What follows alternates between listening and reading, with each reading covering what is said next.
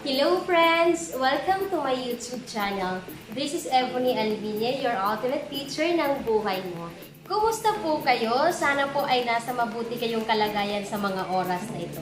Salamat po sa panunood ninyo sa video ko. By the way, maraming salamat po sa mga subscribers ko. Sa mga hindi pa po nakakapag-subscribe, please hit the subscription button. Then please ring the bell for more notifications. So, let's talk about intercepts of the graph. So, ano nga po ba yung intercepts of the graph? Gusto nyo bang malaman? Then please keep on watching.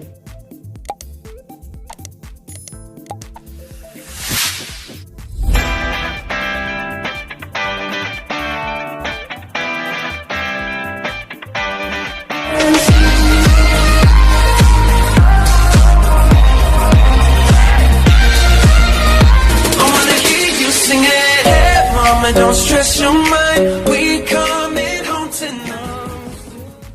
So when we say intercepts, these are the points which intersects at the x and y axis of the graph.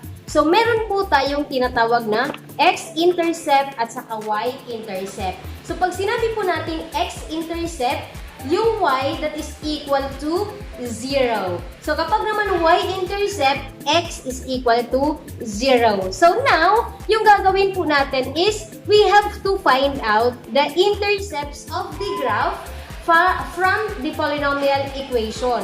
So for example, let's have y is equal to x raised to 3 minus 4x squared plus x plus 6. Okay. So, yung degree of exponent natin or the highest degree of exponent natin is 3. From my previous vlog, sinabi ko na po sa inyo that the highest degree of exponent indicates the number of factors, the number of roots, and the number of zeros. Ganon din po sa intercepts natin. So, since 3 is the highest degree of exponent, therefore, there are 3x intercepts. But always remember that in polynomial function, yung y-intercept has only one value. So, hindi po pwede na maraming value si y. Si x po, pwedeng marami yan. Ikaw po yung bahala kung ilang x ang gusto mo. Basta yung y, the reason why we have many x's has only 1. So, ganun din po sa function. Kasi hindi po natin matatawag na function siya kapag marami pong value yung y natin. So, since meron na po tayong polynomial function, then let's start finding the intercepts of the graph. Sinabi ko po kanina, di ba? Yung intercept or x-intercept natin, we have to let y is equal to 0. So, 0 siya. So, you have x cubed minus 4x squared plus x plus 6. Okay. So, seems familiar, di ba po ba? So, ano po yung gagawin natin para ma-find natin yung x-intercepts natin? We have to apply, of course, the synthetic division. So, gawin po natin sa synthetic division in order for us to find the roots. Kasi po, yung roots, zeros, at saka intercepts, they are just the same but different in terms. So, isang method lang ulit yung gagawin natin. So, we have to apply synthetic division method. Then, of course, kailangan po nating humanap ng factor nito. Kapag nga factor, di ba? Pag factor siya, syempre, yung remainder that is equal to 0. Kapag hindi naging equal to 0, then ibig po sabihin, hindi siya factor. So, let us bring down. Simulan na po natin. We have 1, negative 4, 1, and 6. Then, what's next? Simulan po natin kay positive 1. Trial and error po tayo. So, bring down 1 times 1, you have positive 1. Then, negative 3. Multiplied by 1, you have negative 3. Negative 2 multiplied by positive 1, you have negative 2. Then, you have 4. So, the remainder is 4, not 0. Therefore, isa lang po yung conclusion natin yan. 1 is not an intercept. 1 is not a factor. So, papalitan po natin yan. So, from positive 1, gagawin po natin siyang negative 1 since we are doing a trial and error method. So, i-erase po natin yung depressed equation po natin.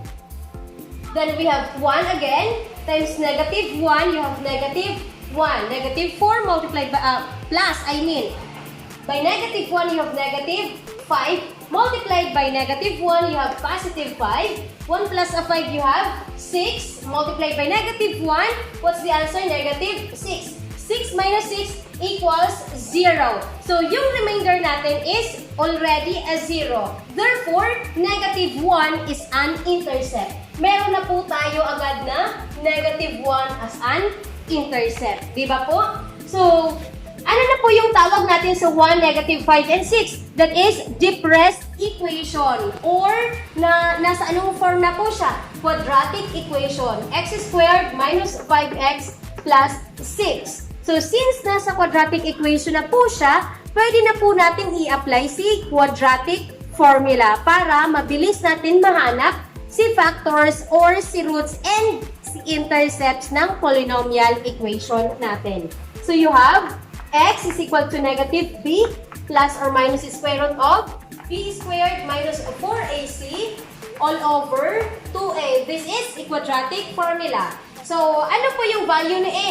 That is 1. B is negative 5 and c is 6.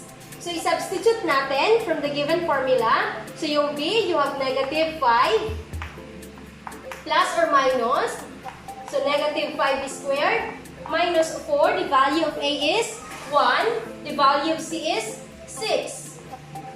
All over 2a or 2 times 1. Then, negative multiplied by negative, you have positive. So, positive 5 na siya.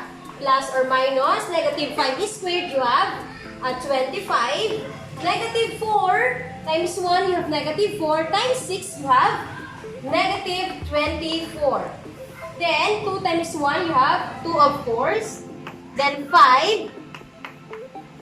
25 minus 24, of course, 1. Divide by 2. So, you have, bring down 5, plus or minus, of course. Square root of 1, of course, that is 1 over 2. Then, x of 1, you have 5 plus 1 over 2. So, 5 plus 1, you have 6 over 2, that is 3. Diba? Then, x of 2 natin, 5 minus 1 over 2. 5 minus 1 is 4. Divide by 2, you have 2. Okay, now, we have 1, 3, and 2. So, ano po yung value ni x natin or the x-intercepts? Kakalaruin po natin. The x-intercepts are negative 1, 3, and 2. Okay, so negative 1, 3, and 2. Pero pag sinabi po natin ordered pairs from these intercepts, that will be negative 1, 0, 3, 0, and 2, 0. Ito na po yung tinatawag natin na ordered pairs. So ngayon, meron pa po tayong natitira, di ba po? Kasi sinabi ko kanina, we have to find the intercepts. So yung intercepts, merong x at merong y. So nakita na po natin at nahanap na po natin yung x-intercepts natin. Ngayon po, pag-usapan naman po natin yung y-intercept. Meron po akong ibibigay sa inyo na tip. Pag sinabi po natin y-intercept, that is equal to a constant term. So kung ano man po yung constant term ng ating given polynomial equation, that is already your y-intercept. Do you want to prove it? Then, i-check po natin. So, di ba yung constant term natin is 6? Ibig po sabihin yan, yung y-intercept is 6. Pero itatry po natin i-check gamit yung let x is equal to 0. So, dito naman.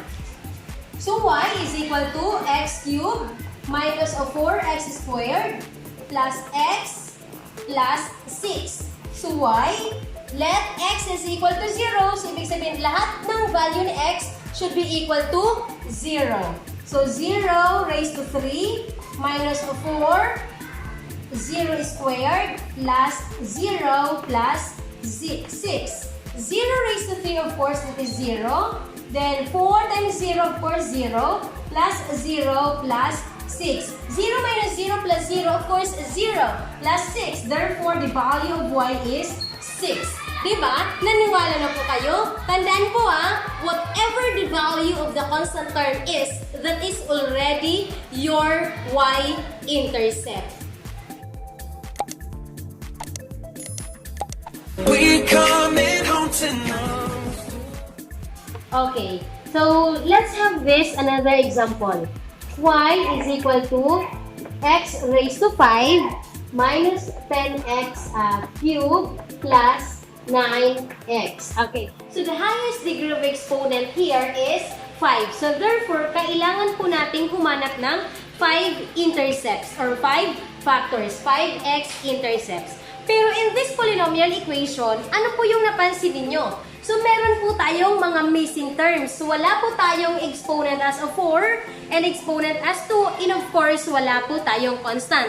Always remember po na kapag walang constant, automatic po yung y-intercept natin is 0.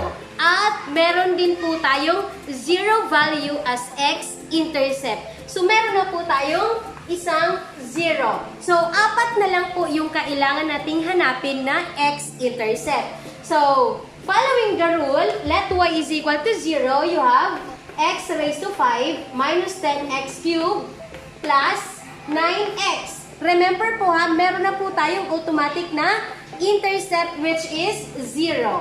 So, then, we are going to apply again the synthetic division method. So, we have to bring down the numerical coefficients. So, what will happen? We have to insert 0 para doon sa mga missing terms natin. So, you have 1. Then, since walang 4 as the degree of exponent, then 0 siya. You have negative 10. Another 0 para po sa exponent 2. Then, 9. So, syempre, magsisimula po tayo kay positive 1. So, tatry po natin kung si positive 1 is a factor or not. So, 1 multiplied by 1, you have 1. Multiplied by 1, you have 1. So, negative 9. Diba? Multiplied by 1, negative 9. 0 minus 9 is negative 9. Multiplied by positive 1, you have negative 9. 9 minus 9 is 0. So, swerte po natin because in our first trial, automatic or it is already a factor. So, dagdag po siya sa ating collection, sa x-intercept. So, 0 po siya, di ba? So, ibig sabihin, 1 is a root. So, since root si 1, pwede po nating ulitin siya. Kasi malay po natin, di ba? 1 is still a root. So, itatry po natin. So, ito na po yung gagamitin natin. Uulitin ko po, ano po ang tawag natin dito? Sa third column ng ating synthetic division, at third row, yan po yung depressed equation. So, 1 multiplied by 1, you have 1. 2 multiplied by 1, you have 2. Negative 9 plus 2, you have negative 7. Multiplied by 1, you have negative 7. And this one is negative 16. So, since it is not 0, hindi na po siya factor. Or hindi na po siya root. So, papalitan po natin. Make it negative. Okay. So, 1 multiplied by negative 1, you have negative 1. So, 0. 0 times, of course, 0. Negative 9 multiplied by negative 1, you have positive 9. So, 0. Therefore, negative 1 is a root. So, tatlo na po. So, meron na po tayong natitirang dalawa na lang na x-intercept. So, ang tawag po natin dito is x squared minus 9 a quadratic equation. Quadratic equation na po siya equals 0. So, since x squared and 9 ay pareho po silang perfect square, ang tawag po natin dito ay sum indifference. So, meron na po tayong sum indifference. So, binomial. Sum of difference of a binomial. So, we have to extract x squared. So, you have x and x. Then, 9, 3. Diba? Square root of 9 is 3. Then, what will happen? Since negative siya, one is positive and the other one is negative. So, therefore, you have x, negative 3, and x is positive 3. Or pwede din po natin gamitin yung extracting square roots. Ito po ang tawag natin dito ay factoring technique. So, you have x squared minus 9 is equal to 0. So, x squared is equal to 9. Di ba po? Then, extract square roots. square root of x squared, you have x, then plus or minus square root of 9 is 3. So, ibig pong sabihin, the values of x are positive and negative 3. So, positive 3 and negative 3. Let's count the number of our intercepts. So, 1, 2, 3, 4, and 5. That answers the highest degree of exponent natin, which is 5. So, meron po tayong x-intercepts na 5 din. So, ano po yung mga ordered pairs nito? So, 0, 0, this one, 1, 0. Dito naman, negative 1, 0. Dito, 3, 0. At this one is negative 3, 0. Uulitin ko po ang tawag po natin dito ay ordered pairs. Bakit po natin siya tinawag na ordered pairs? Kasi andyan na po yung value ni x at andyan na din yung value ni y. But take note, kapag po sinusulat natin yung ordered pairs, remember po yung rule, x comes first before y. So, x muna, yung isusulat ninyo bago po si y. So, pag-usapan naman po natin yung y-intercept. Kasi tapos na po natin si x. So, ano po yung y? Let x is equal to 0. At sinabi ko po kanina, kung ano po yung constant term, yan po yung value ni y-intercept. Since wala po tayong constant term, ano po yung value ni y? Of course, 0 siya. So, y is equal to 0. Ano po yung ordered pair ni y? 0, 0. Ang ibig po sabihin nito, since meron po tayong ordered pairs na 0, 0, our graph passes through the origin in our Cartesian coordinate plane. At itong mga points na po ito, dyan po nag-intersect yung graph po natin sa Cartesian coordinate plane. Yan lang po yung kailangan nating tandaan when we are talking about x and y intercepts. So, lagi po nating tatandaan na kapag yung x-intercepts po, yung graph, dumaan po siya sa x-axis. That is the horizontal line. Pero kapag sinabi naman po nating y-axis, yan po yung vertical line. So, yung y-intercept, dyan po dumaan si graph natin sa y-intercept. Pero kapag sinabi naman po nating points of the graph, yan po yung nasa quadrants na or in the 4 regions in our Cartesian coordinate plane. Dito po nagtatapos ang discussion natin about the intercepts of the graph and finding of course the intercepts of the graph. So sana po ay may natutunan ulit kayo sa video ko, and kung ano man po yung gusto nyong i-topic natin for the next vlog, please just comment below. So maraming salamat po sa lahat. Maraming salamat po sa mga suporta ninyo. Sana po ay patuloy nyo pong suportahan yung channel ko. Thank you everyone. God bless po. See you on my next video.